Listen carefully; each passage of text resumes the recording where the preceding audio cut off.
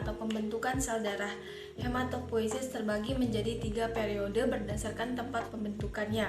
Periode yang pertama adalah mesoblastik, di mana periode mesoblastik ini adalah pembentukan sel darah yang terjadi pada embrio umur 2-10 minggu, kemudian terjadi di dalam yolsak atau kantong kuning. Yang dihasilkan dari periode ini adalah HB. HB yang dihasilkan itu seperti HBG1, HBG2, dan HB Portland. Yang kedua adalah periode hepatik, di mana periode hepatik ini adalah pembentukan sel darah pada embrio umur 6 minggu yang terjadi di hati. Sedangkan embrio umur 12 minggu terjadi di dalam limfa. Yang dihasilkan dari proses hepatik ini adalah hemoglobin atau HB. Kemudian periode yang ketiga adalah myeloid, di mana myeloid ini adalah pembentukan sel darah pada embrio umur 20 minggu. Kemudian terjadi di dalam sumsum tulang, kelenjar limfonoid, dan timos, di mana di sumsum tulang hematopoiesis itu terjadi seumur hidup. Yang dihasilkan itu adalah HbA, kemudian granulosit dan trombosit. Kemudian pada kelenjar limfonoid yang dihasilkan adalah sel-sel limfosit, sedangkan pada timos yang dihasilkan adalah limfosit, terutama limfosit T. Selanjutnya saya akan menjelaskan tentang siklus hematopoiesis, di mana siklus hematopoiesis terbagi menjadi 4 tahap. Yang pertama adalah stem cell, kemudian progenitor cell, kemudian prekursor cell, dan preferals, di mana stem cell atau induk dari sel mengalami diferensiasi. Di sini mengalami diferensiasi atas tekanan rangsangan yang didapat membentuk dua, yaitu common myeloid progenitor dan common lymphoid progenitor. Di sini saya akan membahas tentang common lymphoid progenitor. Common lymphoid progenitor ini mengalami diferensiasi membentuk progenitor yang lebih kecil, yaitu dendrit cell, pre-B, pre-T, dan natural killer cell. Kemudian pre-B dan pre-T ini mengalami diferensiasi membentuk prekursor. Prekursor yang dibentuk adalah prekursor limfoblast B dan prekursor limfoblast T, di mana prekursor limfoblast B ini didapat dari diferensiasi sumsum tulang, sedangkan prekursor limfoblast T ini didapat dari diferensiasi timos. Kemudian dari kedua prekursor ini mengalami diferensiasi membentuk preferals. Preferals yang dibentuk adalah limfosit B dan limfosit T.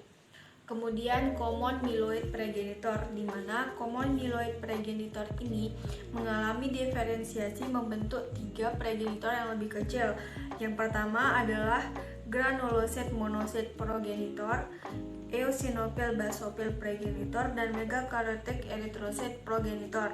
Kemudian granulosit monosit progenitor mengalami diferensiasi membentuk prekursor. Prekursor yang dibentuk adalah myeloblast dan monoblast.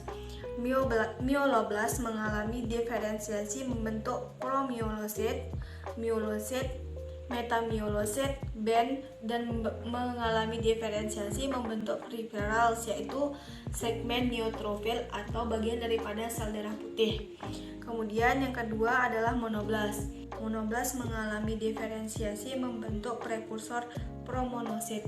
Kemudian promonosit ini mengalami diferensiasi membentuk preferals. Preferals yang dibentuk adalah monosit. Monosit ini juga merupakan bagian daripada sel darah putih.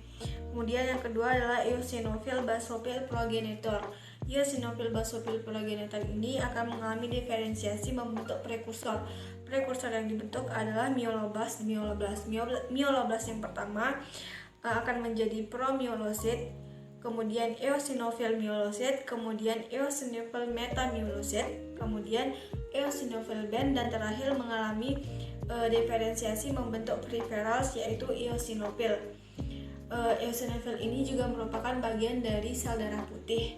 Kemudian myeloblast yang kedua akan membentuk priomyelosit, kemudian basofil myelosit, kemudian basofil metamyelosit, kemudian basofil band, dan terakhir mengalami diferensiasi membentuk preferals, yaitu basofil.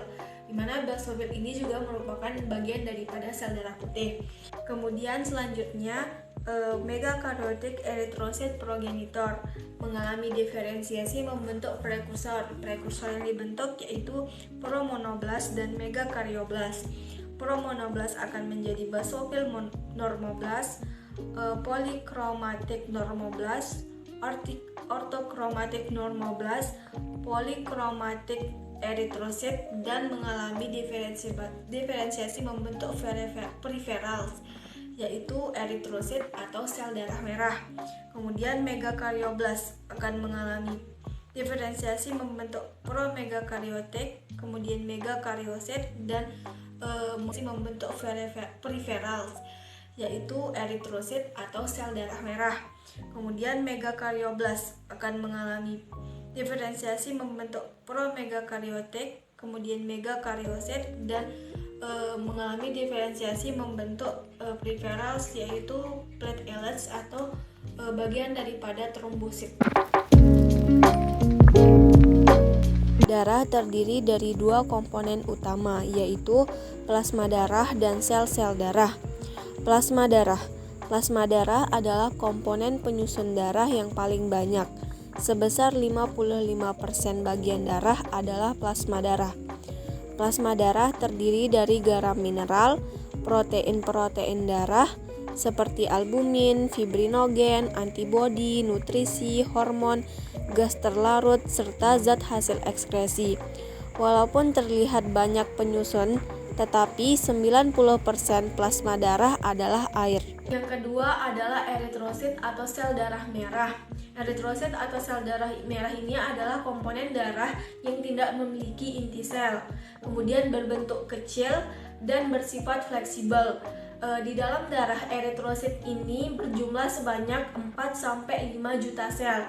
Kemudian eritrosit ini berfungsi untuk membawa hemoglobin yang sudah terikat oleh oksigen dari paru-paru menuju ke jaringan lain. Kemudian eritrosit yang sudah mengangkut oksigen harus membawa hemoglobin yang telah bercampur dengan karbohidrat ke dalam paru-paru untuk melanjutkan siklus pernapasan. Yang ketiga adalah leukosit atau sel darah putih. Leukosit atau sel darah putih ini adalah komponen darah yang memiliki bentuk yang bulat dan di dalam darah berkisar jumlahnya sekitar 5-10.000 sel. Kemudian fungsi daripada leukosit ini adalah untuk menjaga kekebalan dan pertahanan tubuh. Selain itu, leukosit juga bertugas untuk menetralkan kuman dan bakteri yang masuk melalui aliran darah atau dari luka yang terbuka. Yang keempat adalah trombosit, di mana trombosit adalah komponen darah yang berbentuk bulat memanjang dan wujudnya tidak berwarna serta dia tidak memiliki inti sel. Ukurannya itu lebih kecil daripada eritrosit dan leukosit. Di dalam darah jumlahnya itu sekitar 200-400.000 sel. Kemudian fungsi daripada trombosit ini adalah untuk mengumpulkan darah dengan tujuan agar mengurangi darah yang keluar ketika terjadi luka.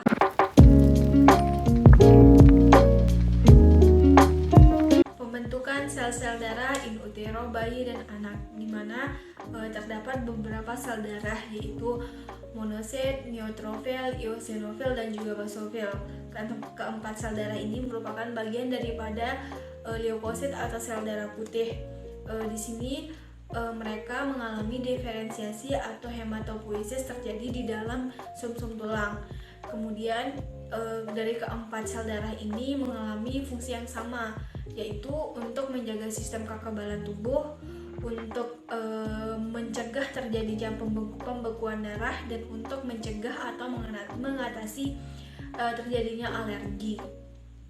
Kemudian sel darah berikutnya adalah trombosit, di mana Trombosit ini adalah sel darah yang terbentuk dari megakariosit yang mengalami peleburan, di mana megakariosit ini terdapat pada sumsum tulang. Sel darah berikutnya adalah makrofag, di mana makrofag ini juga merupakan bagian daripada leukosit atau sel darah putih.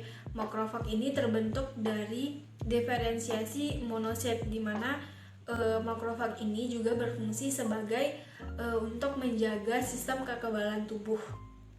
Kemudian sel darah berikutnya adalah eritrosit atau sel darah merah, di mana eritrosit atau sel darah merah ini terbentuk dari hemasitoblas, yaitu sel batang mieloid yang terdapat di sumsum tulang.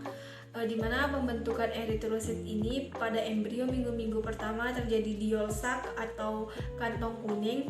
Kemudian setelah beberapa bulan selanjutnya terbentuk di dalam hati, limfa, dan kelenjar sumsum tulang. Kemudian ketika sudah beranjak dewasa, eritrosit akan terbentuk di dalam sumsum tulang membranosa.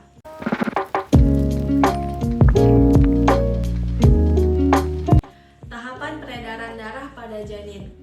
Peredaran darah pada janin dimulai dari darah yang kaya akan nutrisi dan oksigen yang berasal dari plasenta akan dibawa atau disalurkan ke dalam janin melalui vena umbilicalis, di mana vena umbilicalis ini terdapat pada tali pusat.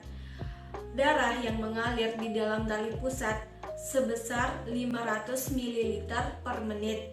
Aliran darah yang dibawa melalui vena umbilicalis akan diteruskan ke liver melalui ductus venosus. Kemudian darah akan mengalir ke vena cava inferior yang bercampur dengan darah yang kembali dari bagian bawah tubuh. Kemudian dari vena cava inferior akan diteruskan ke atrium kanan. Kemudian sebagian besar darah akan dialirkan ke atrium kiri melalui foramen ovale. Sebagian kecil darah dari atrium kanan kemudian masuk ke dalam ventrikal kanan bersamaan dengan darah yang berasal dari vena cava superior. Darah yang dialirkan ke paru-paru bukan untuk pertukaran gas, melainkan memberi asupan makanan kepada paru-paru yang sedang tumbuh. Kemudian, darah yang berasal dari atrium kiri akan diteruskan ke ventrikal kiri dan ke seluruh tubuh melalui aorta. Darah di aorta yang kaya akan karbon dioksida akan kembali ke plasenta melalui arteri iliaka, kemudian ke arteri umbilicalis untuk melakukan pertukaran gas selanjutnya. Peredaran darah pada bayi baru lahir. Peredaran darah pada bayi baru lahir dimulai ketika plasenta terlepas dari sirkulasi. Aliran darah yang berasal dari vena cava inferior yang diteruskan ke atrium mengalami penurunan. Kemudian ketika bayi baru melakukan pernapasan, aliran darah yang menuju ke atrium kiri melalui jaringan pulmonar mengalami peningkatan. Perubahan aliran darah pada jantung ini menyebabkan perubahan tekanan pada atrium kiri dan atrium kanan, di mana ketika masih di dalam kandungan, atrium kiri pada janin memiliki tekanan yang lebih rendah daripada atrium kanan. Kemudian sekarang berubah menjadi lebih tinggi. Itulah yang menyebabkan terjadinya penutupan pada foramen ovale. Kemudian selanjutnya terjadi penutupan ductus venosus, di mana ductus venosus ini terjadi karena perpotongan pada tali pusat, di mana di dalam tali pusat terdapat arteri dan vena umbilicalis yang biasanya menyalurkan darah ke dalam ductus venosus. Namun karena tali pusat dipotong, ductus venosus tidak lagi mendapatkan darah. Itulah yang menyebabkan ductus venosus mengalami penyusutan dan berobliturasi. Selanjutnya terjadi penutupan ductus arteriosus, di mana penutupan ductus arteriosus ini terjadi karena pada bayi baru lahir, aliran darah pada paru-paru mengalami peningkatan dikarenakan terjadi tekanan pada paru-paru yang sedang mengembang, sehingga aliran darah akan dialirkan ke arteri pulmonalis, sehingga pada ductus arteriosus tidak menerima darah, sehingga ductus arteriosus itu mengalami penyusutan. Sistem peredaran darah pada orang dewasa.